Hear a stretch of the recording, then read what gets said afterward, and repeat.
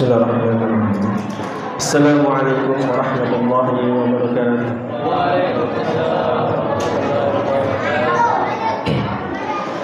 Innal hamdalillah nahmaduhu wa nasta'inuhu wa nastaghfiruh wa na'udzu billahi min shururi anfusina wa min sayyiati a'malina. May yahdihillahu fala mudilla lahu wa may yudlil fala hadiya lahu. Asyhadu an la ilaha illallah wa asyhadu anna Muhammadan abduhu wa rasuluh sallallahu alaihi wa ala alihi wa ashabihi asma'in amma ba'd. Segala puji bagi Allah Subhanahu wa taala yang mana pada malam ini kita masih diberi nikmat yang paling mulia, yaitu nikmat iman, nikmat Islam, sehingga kita bisa menjalankan salah satu perintah yang mulia ya Allah, yaitu melaksanakan ibadah puasa dan melaksanakan salat tarawih berjamaah, melaksanakan salat wajib berjamaah, dan mengerjakan pekerjaan ibadah yang lain. Salawat dan salam tidak lupa kita tujukan pada Nabi kita Muhammad sallallahu alaihi wasallam beserta para keluarganya dan para sahabatnya dan juga para pengikutnya hingga akhir zaman. Semoga kita termasuk di dalamnya orang-orang yang saleh, yang taat dalam menjalankan perintah Allah dan Rasulnya sesuai Al-Quran dan As-Sunnah. Masyaallah muslimin rahimani wa rahmatullah. Pada malam kali ini saya diberi kesempatan untuk memberikan salah satu kultum yang mana yang akan saya bawakan adalah terkait kemudahan-kemudahan apa saja dan kemudahan dalam ibadah di bulan Ramadan, dan juga sedikit terkait sejarah bagaimana sih puasa itu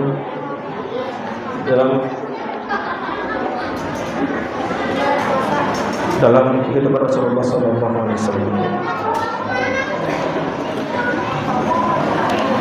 Sesungguhnya Islam itu membawa kemudahan kepada umatnya, sehingga kemudahan itu dapat dibuktikan dalam syariat puasa salah satunya, sebagaimana dalam ayat dalam surat Al-Baqarah ayat 185 yang berbunyi, Allah menghendaki kemudahan bagimu dan tidak menghendaki kesukaran bagimu. Jadi sesungguhnya ibadah puasa yang Allah perintahkan pada kita semua itu adalah Allah tidak memberikan kesukaran dan kemudahan di dalamnya, dan juga ada manfaat yang kita terima ketika menjalankan ibadah puasa di bulan Ramadan. Lalu apa aja kemudahan-kemudahan dalam melaksanakan ibadah puasa? Yang pertama adalah bagi orang yang sakit, boleh tidak melaksanakan ibadah puasa. Hukumnya dia wajib orang yang sakit. Bahkan yang orang yang sakit sengaja puasa hingga akhirnya sakitnya tambah parah, justru membuat jadi haram. Yang awalnya mendapat pahala justru dari haram karena menzalimi diri sendiri. Karena itu orang yang sakit, memang sakit, dia tidak mampu untuk berpuasa di bulan Ramadan, boleh untuk tidak berpuasa, tetapi wajib mengqadanya di bulan selain bulan Ramadan. Terus yang kedua, kemudahan bagi orang yang musafir. Orang yang musafir, Allah Subhanahu wa taala memberikan kemudahan. Tidak wajib baginya untuk melaksanakan ibadah puasa. Boleh untuk tidak berpuasa bagi orang-orang musafir atau safar. Jika memang dalam safar itu membuat keletihannya, dengan cuaca yang panas, hingga akhirnya haus dalam perjalanan, boleh untuk berbuka puasa, tetapi harus mengkodoknya, menggantinya di bulan yang lain selain bulan Ramadan. Lalu kemudahan yang selanjutnya bagi orang yang sudah tua, sudah tua renta, boleh tidak berpuasa. Boleh tidak berpuasa selama bulan Ramadan, karena dia tidak mampu lagi, karena sedang sakit dan sangat parah, hingga akhirnya dia tidak ada kewajiban untuk melaksanakan ibadah puasa. Bagaimana menggantinya?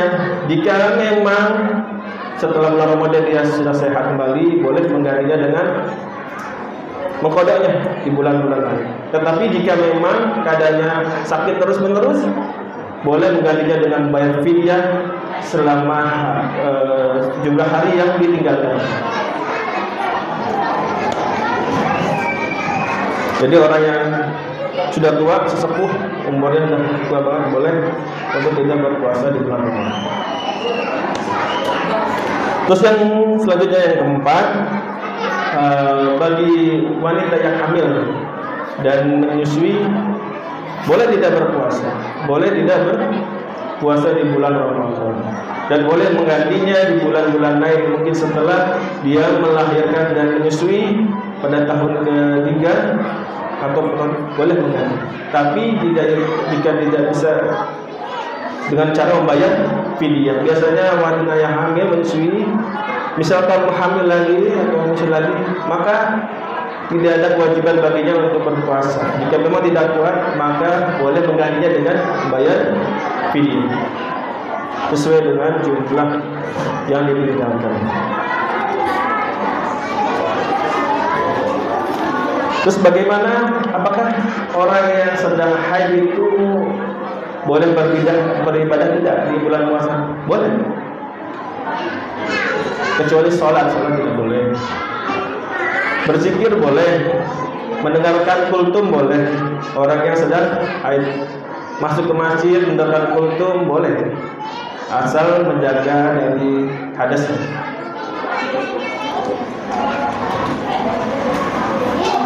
Jika kita melihat sejarah, sebenarnya puasa itu sudah Allah Subhanahu wa taala sudah memerintahkan jauh sebelum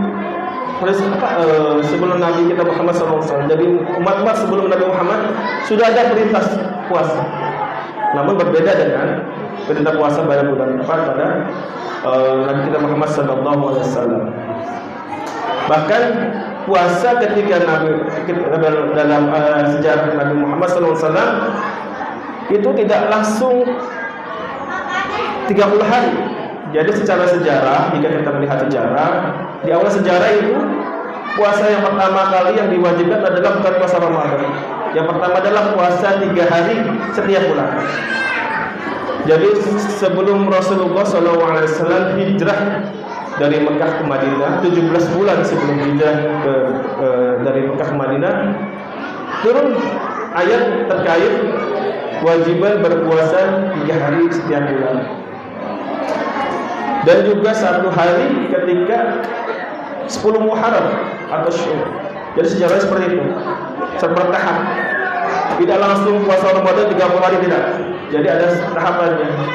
Allah Subhanahu wa taala memudahkan bagi umat Nabi Muhammad SAW. Jadi sebelum hijrah dari Mekah Madinah 17 bulan itu, selama 17 bulan Rasulullah SAW beserta para sahabat itu berpuasa. Puasanya berbeda, itu 3 hari tiap bulan. Lalu setelah hijrah dari Mekah ke Madinah, yaitu kalau nggak salah tahun kedua setelah hijrah dari Mekah Madinah, lalu turun ayat yang isinya apa? Bahwa diwajibkannya puasa di bulan Ramadan. Setelah turun ayat bulan Ramadan, maka 3 hari puasa yang sebelum dikerjakan dan 1 hari itu berbulan Syawal itu menjadi sunnah. Menjadi sunnah. Jadi wajibnya pada bulan suci Ramadan selama 30 hari. Pada saat itu bertepatan setelah apa? Perpindahan kiblat dari Masjidil Aqsa ke Masjidil Haram. Jadi tidak lama ada perintah perpindahan Masjidil Aqsa ke Masjidil Haram. Turun ayat, yaitu surat Al-Baqarah ayat 185, bahwa diwajibkannya bagi umat Nabi Muhammad SAW untuk berpuasa di bulan Ramadan selama 30 hari. Lalu apa landasannya bahwa sholat puasa bulan Ramadan itu wajib hukumnya? Yang pertama jelas dalam Al-Quran surat Al-Baqarah ayat 185 yang berbunyi, bulan Ramadan adalah bulan yang di dalamnya diturunkannya Al-Quran sebagai petunjuk bagi manusia dan penjelasan-penjelasan mengenai petunjuk itu dan pembeda antara yang benar dan yang batil. Karena itu barang siapa di antara kamu ada bulan itu maka berpuasalah, dan barang siapa sakit atau dalam perjalanan tidak berpuasa maka wajib menggantinya sebanyak hari yang ditinggalkannya itu pada hari-hari yang lain. Dan Allah menghendaki kemudahan bagimu dan tidak menghendaki kesukaran bagimu, hendaklah kamu mencukupkan balangannya dan mengagungkan Allah atas petunjuknya yang diberikan padamu agar kamu bersyukur. Itu adalah landasan kenapa sholat puasa di bulan Ramadan itu wajib. Yang kedua, dalam hadis dari Talha bin Ubaidillah radhiyallahu an, bahwa seorang datang pada Nabi bertanya, "Ya Rasulullah, katakan padaku apa yang Allah wajibkan padaku tentang puasa." Beliau menjawab, yaitu puasa bulan Ramadan. Apakah ada selain itu? Rasulullah SAW menjawab, tidak, kecuali puasa sunnah. Di hadis lain Rasulullah SAW bersabda, Islam itu dibangun dalam 5 landasan. Yang pertama adalah syahadat, tidak ada Tuhan selain Allah dan Muhammad adalah Rasulullah. Lalu melakukan salat, menunaikan zakat, pergi haji dan puasa di bulan Ramadan. Nah, itulah landasan mengapa puasa di bulan Ramadan itu wajib. Baik, itu saja yang dapat kami sampaikan. Mudah-mudahan bermanfaat. Kekurangan hanya milik diri saya sendiri dan kelebihan memang dari Allah Subhanahu wa taala. Assalamualaikum warahmatullahi wabarakatuh.